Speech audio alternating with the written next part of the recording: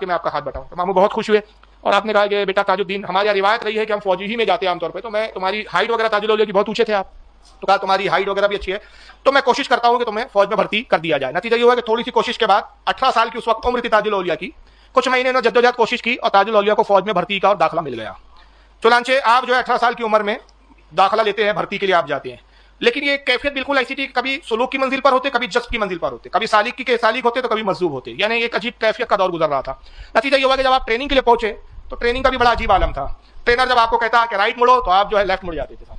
جب کہا جاتا تھا اٹینشن اٹینشن بولو تو آپ ہاتھ باندھ لیتے تھے. جب کہا جاتا تھا اٹینشن فری تو آپ جو ہے ہاتھ کھول دیتے تھے، مطلب الٹا کرتے تھے اس کا برعکس. تو کچھ ہی دنوں میں جو ٹرینر تھا، آفیسر تھا، وہ سمجھ گیا کہ بھائی یہ شخص عجیب ہے. اس کا پہلے تو اس نے تنبیہ کی کہ بھائی اس طرح ٹریننگ نہیں ہوتی، لیکن جب وہ جان گیا کہ کوئی پہنچے ہوئے بزرگ معلوم ہوتے ہیں، ان کے چہرے کا نور بتا رہا ہے کہ یہ کوئی اللہ والے ہیں. حالانکہ وہ ٹرینر جو انگریز تھا، لہٰذا اس نے ان کے حال پہ چھوڑ دیا اور جیسے تیسے 2 سال آپ نے ٹریننگ مکمل کی. اب وہ ٹریننگ کیا تھی؟ بس جیسے تیسے ہو گئی وہ ٹریننگ، اور 2 سال کی ٹریننگ مکمل